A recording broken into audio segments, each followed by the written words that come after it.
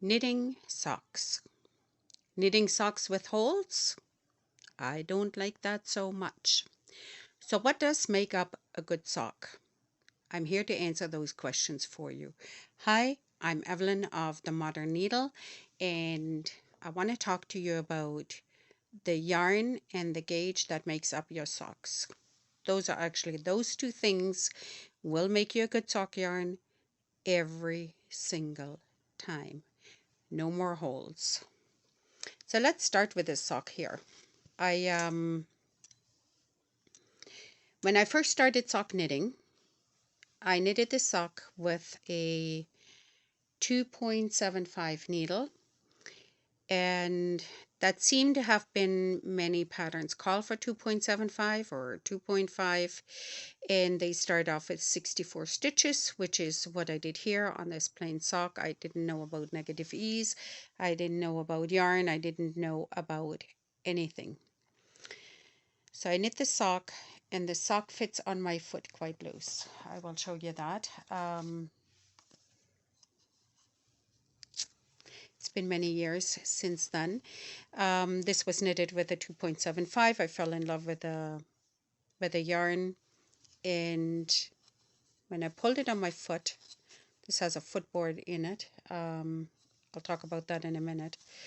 But the foot is too wide. 64 stitches for my actually quite wide feet. And I have an between 8 and 8.5 Canadian shoe size is too much. So the foot rubs on the carpet. It rubs around it slides around my foot when I have it on, and I think this is how I wore this side, because you can actually see that this is the top, but when I wear it, it kind of slides to the side, and it moves around. So not only did I wear holes in the sock, I wore one over here, I wore one in the toe, and I wore one on the bottom. And of course, no experience anymore in mending. It's been over 30 years since I actually darned a sock, so I'm completely out of practice. I remember the rudimentaries, but I'm really not into that. But they are my homemade socks, and it's one of my first few socks, so I do want to have it around, and I do like them. I wear them more for bed socks than anything else. So why did this happen? Again, it's too wide. It moved around on my foot. It is sock yarn, and that's all that matters on that one. So the sock has to fit snug on the foot, and I'll show you how that works. This is a sock I knitted with 2.5 millimeter, but also 64 stitches, and it's not as wide. The stitches are smaller, if you can see that. It fits better. But what I forgot about this sock here is that this yarn has alpaca in it, and the heat of the foot and the sweat of my foot relaxes the yarn a little bit more than it normally would, because it is alpaca in it, and it has less bounce back factor because alpaca is a straight fiber, and only the curly fibers actually have memory that pull the foot, or that pull the yarn back into shape. So even though I really like these socks and they are a bit warmer, they're also not the socks that I wear more often, because I am afraid that they will wear through, because I do have a bit more wear on this, or more movement, I should say. So over time, I have looked at many sock patterns, and this was years ago. I must have knitted 70, 80, 100 socks since then. We have made up footboards with names on them. It's more the outline of the person's foot. Where the ankle bone is usually where I start the heel. and where the little toe bone is over to the inside bone of your big toe, like your bunion, or the bone that'll form a bunion, I draw a line, and this is how deep I want to have the toe cup. And I had mine made in wood, but you can have them in cardboard and stick them in the sock many different ways. Anyways, so over time I kind of refined that system, and what works for me is a 2.5 sock. Probably should.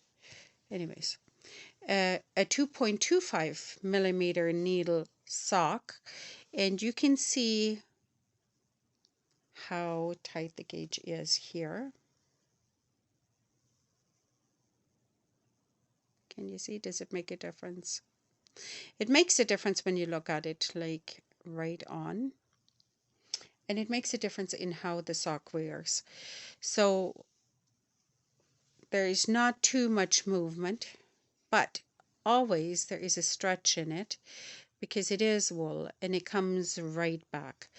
When I wear these socks, and I don't, have I worn these? Yep, got a bit of fuzz on the back, so a little bit of pilling on the back. And that is due to the high wool content. So as you wear your socks, they will felt a little bit. They mush the yarns together a little bit, and that actually makes your socks stronger. So, and I use anywhere from 56 stitches to 60 stitches. I seldom go beyond 60 stitches unless I have a heavy pattern that maybe has cables or a color work, anywhere where it contracts the pattern. I find this is a great place to use patterns, to check out patterns, because it's such a short circumference, and really if you don't like the pattern or if you find it complicated or whatever it is, it's only a socket stuck in your foot. Who is going to care about that? So this is also a 2.25, and I find that they wear quite well. This is a sock yarn as well, and it has about 25 nylon in it for strength. So let's look at that. This is Tuffy from Briggs and Little. It is a boot yarn or a heavier sock yarn. It wears like steel wool, like totally. You can wear it as skate liners, boot liners, hiking socks, just warm socks, bed socks, slipper socks, whatever you think. This Aran weight sock will do the trick for you. And just to show you the difference in between the sock weights, this here is a fingering weight and this here is an Aran weight, so you can see quite the difference. So yarn made for socks usually has 75% wool or more, and about 10% up to 30% nylon, and the nylon is there for strength. The second bit that makes up the sock, a good sock yarn is, or the good sock fabric, is your gauge. This is made with a 4 millimeter needle, and that is a good gauge for socks. Not holey, you can't read paper through it or anything else, and it'll wear well. But you can make that as tight as you want. This is a 4 millimeter, and this is made with a 2.5 millimeter needle, and the gauge is really tight. You can see the difference. It is 10 stitches. Okay. Gauge affects what's going on here, even in the purl. It'll affect what's happening here.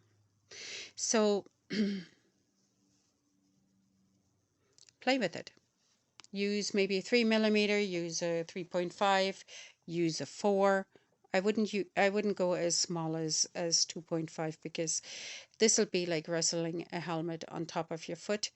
Will it wear? Oh yeah, it'll wear like steel wool, but you have to get this on and off. So I think it'll be too dense to be movable. Now, the bottom of the foot takes most of your weight, so you can do a ribbing. That'll actually smush it together a little bit because 2 rows make up the ribbing. It'll add cushion to the bottom of your foot. You can do ribbing over the balls of your foot and the heel of your foot and have the rest in stockinette or 2 knits, 2 pearls. That'll cinch it together a little bit. You can do that any way you want, but the gauge needs to be a tighter gauge. So talking about this is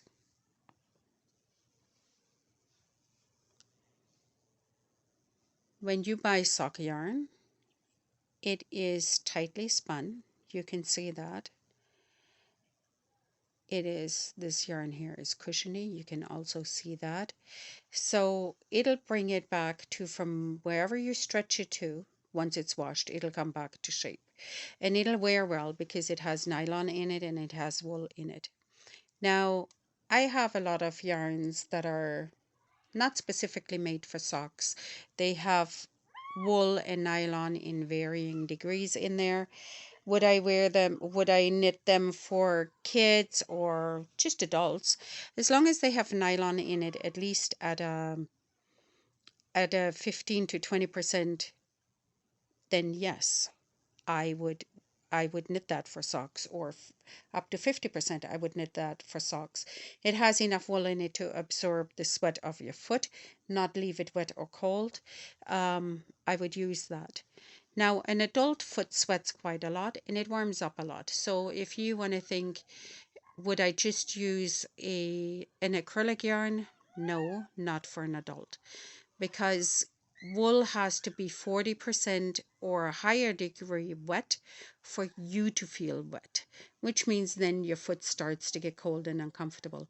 So when you think about it, nylon doesn't, or acrylic is plastic, it doesn't absorb anything. It'll just make your foot wet and slimy and cold right off the start. Children sweat less than adults, so maybe for a boot liner, that is fine for kids. You can just wash and wear them, even though they want you to hand wash the socks. I wash mine in a solid spinner. It hasn't seen solid since I bought it. I wash the socks with a little bit of hair shampoo or a little bit of dishwater, dish soap, just a little tiny squirt. I wash it, rinse it, throw it in the solid spinner, spin it around a couple of times, take it out, and just lay them over my drying rack to dry. That is how easy it is to take care of the sock and how to have a good wearing sock without putting any holes in it. This is my boot sock out of the Tuffy if you wanted to see it. It is at a tight gauge, and you can actually use a tighter gauge on the foot and then loosen up your gauge going into the shaft of the leg, because that actually doesn't bear any weight. So that is fine. You can have the foot bit in a 3.5 or 2.25 or whatever, and then move up to a looser gauge for your foot to make it more flexible. Not a problem at all. You can do that, and the sock will still wear well, and it'll be a comfortable foot to wear. Your toe cap can be garter, or the heel cap can be garter or knitted. Doesn't make a difference.